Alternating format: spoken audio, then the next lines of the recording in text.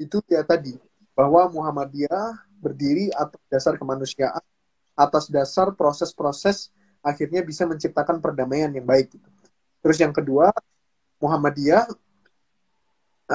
dengan akhirnya ranting-rantingnya, atau kita berbicara tentang cabang-cabang istimewa di luar negeri, itu bisa menjadi permasalahan, atau dalam artian menyelesaikan permasalahan di mana syarat-syarat administrasi, syarat-syarat akhirnya ketika kita ingin masuk menjadi volunteer perdamaian atau menjadi penyambung penyambung tangan daripada Muhammadiyah itu sendiri akan akhirnya bisa lebih mudah seperti itu.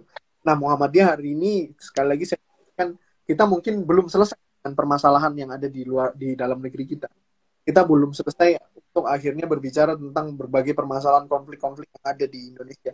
Tapi Muhammadiyah terus berjalan untuk akhirnya menyelesaikan permasalahan tersebut, dengan artian yang di dalam negeri kita bisa manfaatkan, atau kita bisa terus mencoba untuk melakukan konsolidasi dan juga mencoba untuk menjadi negosiator dan juga menjadi agen dalam proses perdamaian itu. Tapi di sisi yang lain, Muhammadiyah juga untuk akhirnya bisa untuk terus melihat fenomena-fenomena hari ini, karena apa? Karena kita yakini bersama bahwa hari ini permasalahan permasalahan kemanusiaan sudah less boundaries gitu. Kalau menurut saya, ketika terjadi permasalahan di satu negara, let's say kita berbicara tentang Rusia Ukraina. Oke, itu jauh, sangat jauh dari Indonesia. Sangat tidak dirasa, sangat tidak terasa bisa dikatakan.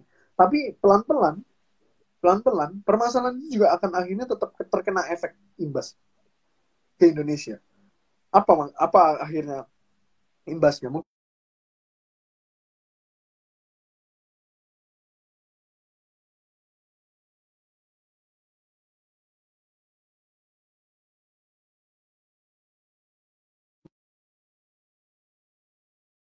Bagaimana G20, ya kan? G20 juga akhirnya kan kita terkena imbas juga. Akhirnya pemimpin-pemimpin dunia meminta akhirnya ketegasan bagaimana pemimpin Indonesia dalam mengundang proses G20 itu sendiri. Nah, begitu juga dengan permasalahan-permasalahan lainnya. Contohnya yang agak sedikit dekat, Myanmar, permasalahan Myanmar. Kalau misalnya permasalahan Myanmar terus tidak kita pedulikan, atau tidak tidak kita menjadikan concern, ya maka orang-orang Myanmar yang akhirnya uh, tidak mendapatkan hak mereka di kampung atau di tanah mereka, mereka akan pergi ke Indonesia dan lain sebagainya. Nah, hal-hal tersebutlah yang akhirnya mengindikasikan bahwa permasalahan-permasalahan yang ada di dunia itu bukan permasalahan negara itu.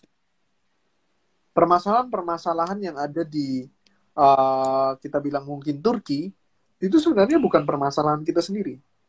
Kenapa? Mungkin kita katakan aja ada berapa banyak kader Muhammadiyah yang akhirnya kuliah di Turki. Yang akhirnya kalau ada masalah di Turki, maka itu akan menjadi masalah kader-kader Muhammadiyah juga. Nah, kita juga bisa lihat bagaimana teorinya dari uh, proses diplomasi itu sendiri. Diplomasi itu sekarang sudah bukan hanya antar state to state, gitu. Bukan hanya dari negara ke negara, tapi diplomasi atau proses negosiasi dan lain sebagainya itu juga sampai ke individual individual negara, individual komunitas, individual organisasi dan lain sebagainya, yang akhirnya meminta kita, meminta Muhammadiyah yang sudah memiliki berbagai apa namanya, berbagai pengalaman di bidang kemanusiaan, berbagai bentuk fasilitas yang ada di Indonesia di bidang kemanusiaan, untuk akhirnya melakukan ekspansi-ekspansi perdamaian, melakukan ekspansi-ekspansi dalam proses-proses memberi peran terhadap umat manusia di bumi. Jadi dasar awal Kiai Haji Ahmad Dahlan itu, bahwa untuk akhirnya kita memberikan dakwah Islam, kemudian manusia yang terbaik adalah manusia yang akhirnya bisa memberikan dampak manfaat untuk manusia yang lainnya, itu sekarang udah pelan-pelan kita bisa rasakan dan bisa kita sama-sama implementasikan, terutama bagi kita mahasiswa ataupun bagi kita orang-orang kader Muhammadiyah yang ada di luar negeri. Bagaimana misalnya kita lihat di Turki, hari ini sedang hangat-hangatnya diperbincangkan bahwa permasalahan pengungsi dari luar Turki menjadi hal yang sangat sangat isu yang sangat concern gitu, isu yang sedang tegang-tegangnya diperbincangkan. Nah, bagaimana Muhammadiyah ataupun dari kita sendiri melihat permasalahan tersebut?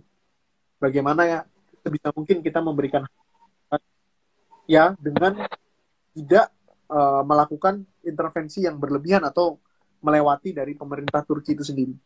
Jadi hal-hal apa yang misalnya dari proses-proses tersebut, hal-hal yang bolong-bolong, kecil-kecil bisa kita coba untuk akhirnya bantu, kita bisa jadi agen perdamaian dari Muhammadiyah itu sendiri di berbagai situasi dan kondisi yang kita bisa laksanakan seperti. Nah, jadi dari apa yang saya coba sampaikan itu, dan Muhammadiyah sekali lagi karena kita paham ya bahwa Pak Din Samsudin itu sangat bekerja keras gitu dalam proses-proses kemanusiaan, maka Pak Din Samsudin juga berharap gitu. Berharap apa? Berharap bagaimana akhirnya peran Muhammadiyah dalam proses-proses kemanusiaan yang beliau lakukan, melakukan dialog-dialog antar agama, melakukan dialog-dialog antar negara dan lain sebagainya, itu akhirnya terus bisa berjalan. Beliau juga berharap bahwa orang-orang Muhammadiyah atau tokoh-tokoh Muhammadiyah itu untuk terus aktif, baik itu dalam tingkat PBB maupun dalam tingkat-tingkat grassroots seperti itu. Yang mana akhirnya dari permasalahan tersebut Muhammadiyah bisa mewujudkan eksistensinya sebagai salah satu organisasi terbesar Islam di dunia, saya bisa katakan, untuk akhirnya bukan hanya bermain di dalam negeri sendiri, tapi juga sudah bisa melakukan ekspansi ke berbagai negara gitu. Nah, mungkin sebelum saya lanjutkan ke selanjutnya, mungkin saya kembalikan dulu ke Mas Yaul Haq. Oh ya, baik, terima kasih Mas Syafiq atas materinya yang luar biasa. Memang sebagaimana kita tahu bahwa untuk saat ini itu peran Muhammadiyah bukan hanya berkiprah dalam Indonesia saja, tapi sudah masuk ke kancah internasional. Buktinya apa? Kemarin ada teman saya juga, Mas. Dia seorang mahasiswa pasca sarjana di salah satu kampus di Istanbul. Dia diminta oleh salah satu dosennya, profesor, untuk bisakah untuk meneliti gitu, memberikan beberapa uraian tentang apa itu Muhammadiyah gitu kepada dosennya. Artinya memang dosennya pun juga sudah tertarik. Wah, ini ada apa ini? Sebenarnya apa? Ada apa di Muhammadiyah itu? Jadi memang Muhammadiyah sudah mulai dikenal di dalam rangka kancah internasional. Sebelum lanjut, ini tadi sudah membahas banyak panjang lebar masalah perdamaian, kemanusiaan dan lain sebagainya. Ada mungkin teman-teman yang sedang bersama kita juga, jika ada pertanyaan bisa ditulis di kolom komentar. Pertanyaan dari saya ini, Mas, sebenarnya adakah batas-batasan gitu atau koridor-koridor di dalam pergerakan ini gitu yang memang disampaikan atau yang diinginkan oleh Muhammadiyah itu sendiri? Baik. Kalau untuk batasan-batasan itu sendiri, ataupun koridor-koridor itu sendiri yang tentunya sebagai kita ya, PCIM atau pimpinan cabang istimewa Muhammadiyah, maka apa yang akhirnya kita lakukan itu tentu saja tidak melalui ataupun tidak melewati daripada pimpinan pusat Muhammadiyah itu sendiri. Jadi ketika kita mau mencoba untuk akhirnya melakukan aksi-aksi kemanusiaan, kita mau melakukan proses-proses perdamaian, kita mau menjadi negosiator dari berbagai permasalahan, atau sekedar untuk akhirnya memberikan bantuan dan lain sebagainya. Karena kita pimpinan cabang istimewa, yang mana akhirnya cabang kita ini langsung koordinasinya ke pimpinan pusat, maka hal yang paling pertama adalah kita melakukan konsolidasi ataupun koordinasi ataupun meminta izin itu sendiri kepada pimpinan pusat terkait aksi-aksi yang kita lakukan.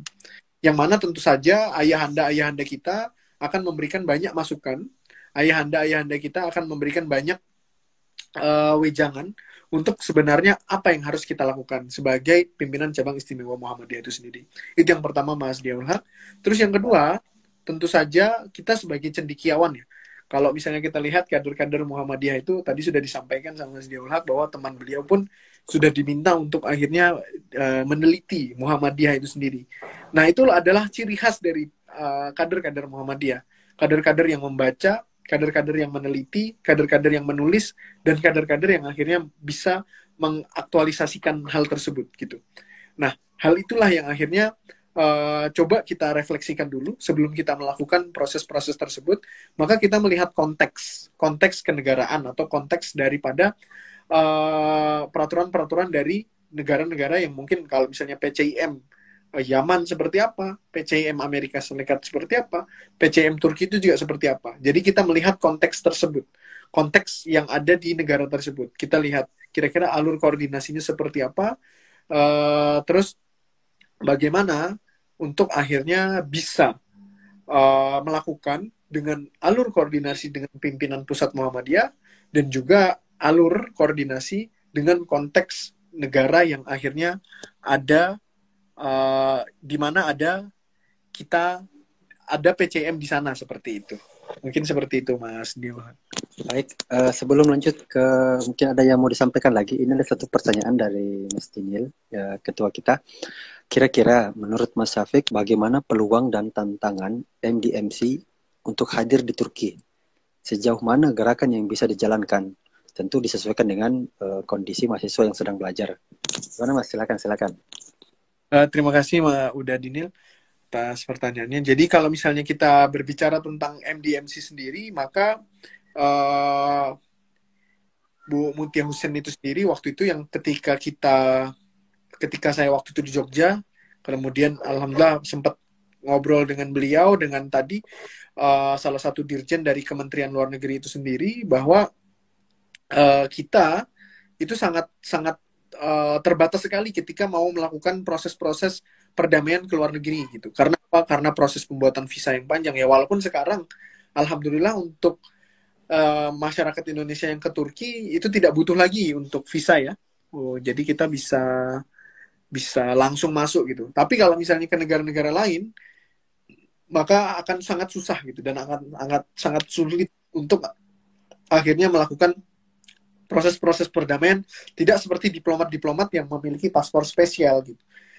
Nah, jadi kalau misalnya dilihat secara konteks bagaimana akhirnya pelajar untuk akhirnya bisa mendirikan MDMC, maka tentu saja sangat bisa gitu. Walaupun nantinya akan sedikit berbeda dengan MDMC yang ada di Indonesia gitu. Tetapi tentu saja hal tersebut sekali lagi kita bisa lakukan tolak ukur dulu gitu. Kira-kira dalam konteks pelajar ada yang S3, S2, S1, bagaimana Muhammadiyah tetap ikut andil dalam permasalahan-permasalahan yang ada di sini gitu. Misalnya kita berbicara tentang masalah TKI gitu. Bagaimana akhirnya mungkin jangan sampai lah minimal orang-orang yang punya lingkaran ataupun masih punya sangkut pautnya dengan Muhammadiyah itu bisa kita selamatkan terlebih dahulu mungkin dari proses tersebut. Terus yang kedua, misalnya ada permasalahan-permasalahan pengungsi dan lain sebagainya. Sebagai Muhammadiyah, kira-kira apa yang bisa kita lakukan gitu? Yang kita lakukan dalam hal artian mungkin pernah disinggung dalam periode sebelumnya, bagaimana Muhammadiyah bisa menghadirkan ataupun paling tidak memberikan bantuan-bantuan terhadap orang-orang yang benar-benar membutuhkan dalam permasalahan-permasalahan tersebut. Nah, mungkin dari sana kita bisa katakan bisa PCIM Muhammadiyah, PCIM Turki untuk mendirikan MDMC dengan konteks dalam konteks pelajar, walaupun dalam proses implementasinya tentu agak sedikit pelan-pelan, tetapi pasti. Tetapi kalau naudzubillah min dzalik kita semua nggak ingin ya, kita semua nggak mau terjadi ada permasalahan yang cukup besar gitu. Kayak misalnya dulu pernah dikatakan juga bahwa PCIM Turki itu sendiri pernah akhirnya menjadi tangan kepanjangan dari pimpinan pusat Muhammadiyah ketika ada permasalahan bencana di Turki. Nah, kalau untuk hal-hal tersebut maka kita MDMC dengan seluruh kader-kadernya PCIM Turki seharusnya udah bisa gitu untuk akhirnya kira-kira bagaimana apa yang diinginkan oleh pimpinan pusat Muhammadiyah melalui MDMC pusat, kemudian MDMC dengan PCM, syukur-syukur nanti PCM-nya sudah ada MDMC-nya sendiri. Jadi kemungkinannya sangat besar, yang tentunya harus ada koordinasi-koordinasi yang baik, kemudian bagaimana untuk akhirnya lakukan manajemen-manajemen proses-proses dalam menangani permasalahan-permasalahan yang ada di Turki itu sendiri ataupun yang ada di negara-negara di mana PCM itu berada, seperti itu mungkin. Itu dari saya mungkin Mas Diolhak.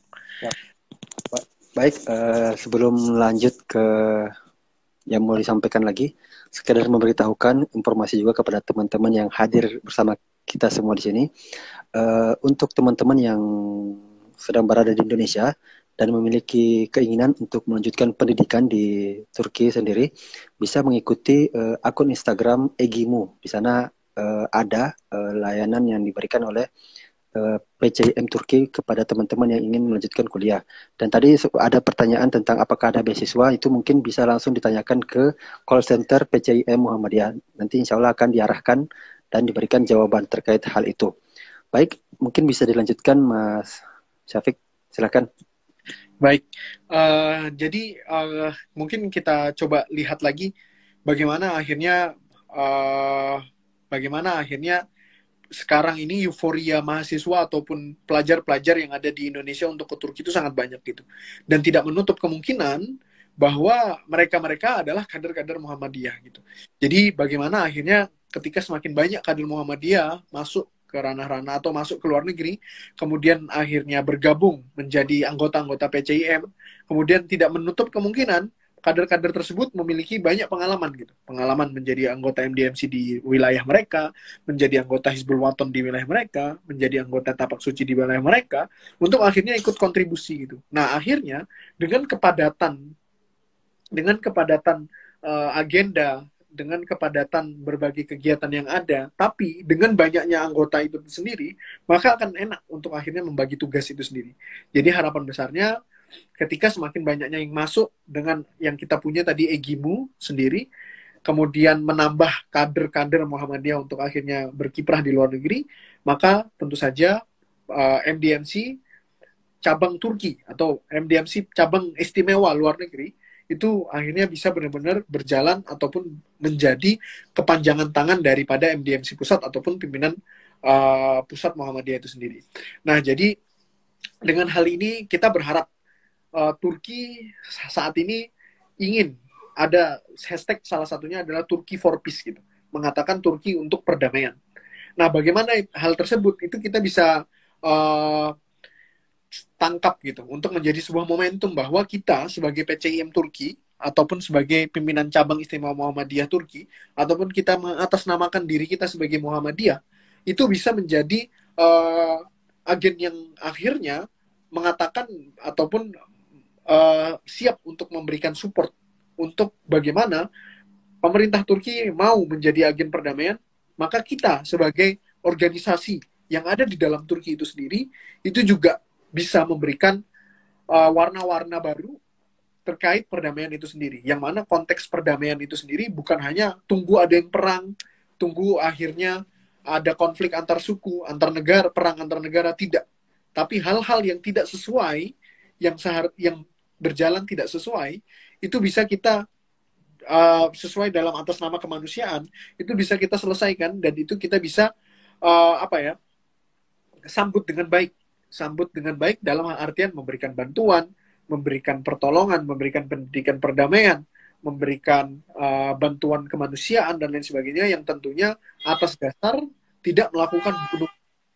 Karena kalau misalnya kita berbicara, kadang-kadang banyak juga yang akhirnya melakukan bantuan dan lain-lain sebagainya, tetapi tidak melihat konteksnya gitu. Jadi bukan memberikan bantuan kemanusiaan, tapi malah memberikan hal-hal yang buruk gitu bagi kemanusiaan itu sendiri. Dan kami berharap dengan adanya PCIM, dengan atas nama betul-betul kita melihat Muhammadiyah dari dulu ketika Kiai Haji Ahmad Dahlan itu dalam artian ya memandikan orang-orang Jogja waktu itu, memandikan orang-orang, membersihkan badannya, kemudian mengajarkan Al-Quran, kemudian proses-proses yang lainnya, bahwa ya tidak ada untuk akhirnya berbicara tentang keuntungan gitu.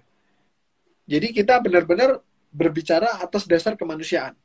Apa yang akhirnya menjadi hal masalah kemanusiaan, maka kita hadir sebagai Muhammadiyah untuk menyelesaikan permasalahan tersebut. Maka dari itu, kami semua berharap, kita semua berharap ya, bahwa apa yang disampaikan oleh ayahanda kita, Din Syamsuddin, terkait bagaimana peran Muhammadiyah dalam proses dialog-dialog perdamaian, dalam proses dialog-dialog penyelesaian permasalahan, itu bisa terus berlanjut. Dari mana? Dari kita, yang akhirnya kita sebagai kader Muhammadiyah juga dituntut untuk akhirnya bagaimana bisa baik dalam proses berbahasa Turki gitu. Kenapa? Karena kalau misalnya kita mau melakukan negosiasi, kita mau melakukan penyelesaian permasalahan di Turki tanpa bahasa Turki yang baik, itu akan jadi susah juga gitu. Nah, jadi itu akhirnya yang harus kita perhatikan juga, walaupun ya tadi kita punya keinginan yang besar sebagai organisasi yang besar juga, tetapi ada hal-hal teknis yang mungkin kita harus bisa perhatikan, yang harus bisa kita persiapkan. Jadi ketika ada permasalahan-permasalahan, kita siap, baik itu lahir maupun batin. Kita siap baik itu dari segi logistik dan juga kemampuan kita juga sebagai agen penyelesaian perdamaian ataupun permasalahan yang ada, seperti itu Mas Diolhak. Saya kembalikan lagi ke Baik, terima kasih sekali lagi kepada Mas Syafiq, dan sekedar informasi bagi teman-teman semua yang bergabung bersama kami di sini. Untuk saat ini dalam rangka internasional kemanusiaan ini sendiri juga pun dalam hal kemanusiaan, dalam hal menambah kaderisasi ini sudah dilakukan oleh PCM Turki itu sendiri.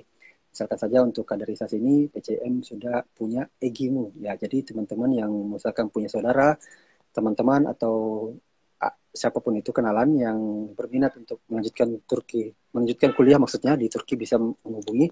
Dan untuk misalkan juga PCM juga mempunyai lazismu. Nah kemarin juga untuk lazismu sendiri sudah melakukan menyebarkan berbagai infak yang terkumpul, disebarkan ke pelajar-pelajar internasional yang membutuhkan, kemudian pengungsi-pengungsi Syria, dan insya Allah akan terus berlanjut program-program yang baru untuk lazismu sendiri.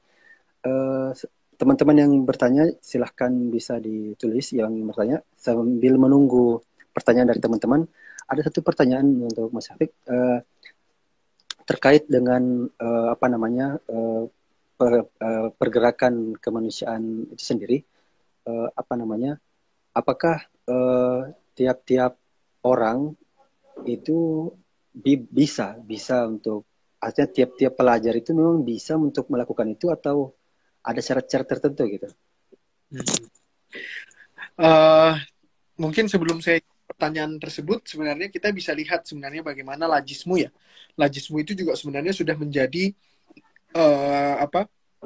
sudah menjadi salah satu wujudan proses perdamaian gitu, atau proses penyelesaian permasalahan yang ada gitu. Karena tentu saja dengan pemberian zakat, pemberian sedekah dan lain sebagainya oleh lazismu itu meringankan permasalahan-permasalahan yang mungkin hari ini bukan hanya untuk orang-orang Indonesia gitu, tapi juga untuk orang-orang Turki. Bukan hanya untuk orang-orang Turki, bahkan pendatang-pendatang. Mungkin kalau misalnya kita bisa lihat, Turki itu sangat berbeda dengan di Indonesia. Indonesia banyak budaya, tapi juga orang-orang Indonesia banyak, orang Jawa, orang Sunda, orang Sumatera dan lain sebagainya, yang mana akhirnya ya tetap orang Indonesia. Tapi kalau misalnya kita lihat di Turki, banyak orang-orang pengungsi, banyak orang-orang yang mohon maaf sekali negaranya sedang proses permasalahan peperangan dan lain-lain sebagainya. Akhirnya dari sana kita bisa lakukan proses-proses kebaikan-kebaikan dari Muhammadiyah untuk orang-orang yang membutuhkan. Nah itulah salah satu bagaimana akhirnya PCIM itu bisa menjadi proses-proses perdamaian dan juga menyelesaikan permasalahan-permasalahan kemanusiaan yang ada di negara tersebut. Nah, semoga Mas Dinil bisa bisa memberikan yang terbaik gitu untuk MDMC ataupun untuk proses kemanusiaan di Turki. Nah, kira-kira kalau dari mahasiswa, apakah semua mahasiswa itu bisa menjadi agen perdamaian ataupun bisa menjadi anggota dari MDMC? Kalau menurut saya pribadi, tentu saja bisa. Karena MDMC sendiri ketika dalam proses perekrutan di Indonesia, semua bisa menjadi anggota dari MDMC tersebut. Tetapi dengan catatan tentu saja nanti akan dilakukan pelatihan-pelatihan yang sesuai dengan koridor teknis-teknis yang akhirnya dibutuhkan ketika dalam proses-proses permasalahan yang berkaitan dengan bencana, berkaitan dengan konflik, berkaitan dengan lain-lain sebagainya. Nah, hal itu juga yang akhirnya menjadi tugas kita untuk akhirnya bagaimana memfasilitasi seluruh kader Muhammadiyah yang ada di luar negeri untuk paham terkait konflik, untuk paham terkait bagaimana menyelesaikan permasalahan, untuk terkait bagaimana menjadi negosiator, untuk paham untuk bagaimana akhirnya menjadi penengah dalam proses-proses permasalahan. Misalnya, tidak banyak hari ini mahasiswa kesusahan dalam proses idare atau dalam proses administrasi dan lain sebagainya. Hal-hal simpel seperti itu sebenarnya bagaimana akhirnya nanti PCIM bisa melakukan pelatihan atau melakukan hal-hal yang sifatnya administrasi untuk menyelesaikan permasalahan tersebut. Sekarang banyak juga TKI ataupun orang-orang Indonesia yang bekerja di Turki. Kita nggak tahu hari ini bagaimana datanya. Apakah ada permasalahan? Apakah ada isu-isu kemanusiaan yang di sana terjadi? Karena nggak banyak orang-orang yang bekerja di luar negeri, apapun negaranya, untuk akhirnya terkena permasalahan-permasalahan kemanusiaan. Nah, hal itu juga harus kita pelajari bagaimana melakukan riset ataupun melakukan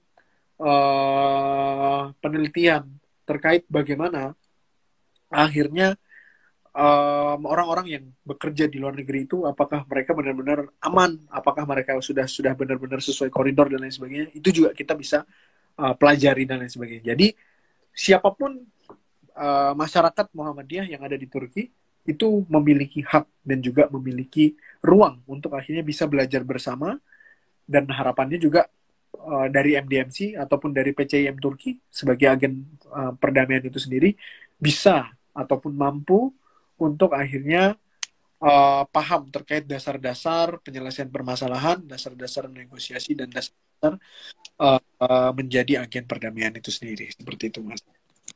Baik. Terima kasih banyak untuk Mas Syafiq atas penyampaiannya. Dan memang sebagaimana kita tahu bahwa untuk menjadi seorang agen kemanusiaan itu tentu bukan berarti orangnya harus sekolah tinggi sampai tingkat tertinggi gitu, memiliki IQ di atas rata-rata, memiliki jabatan, memiliki background yang apa, tapi semua orang itu berhak untuk memiliki itu, dan apakah dia mau atau tidak.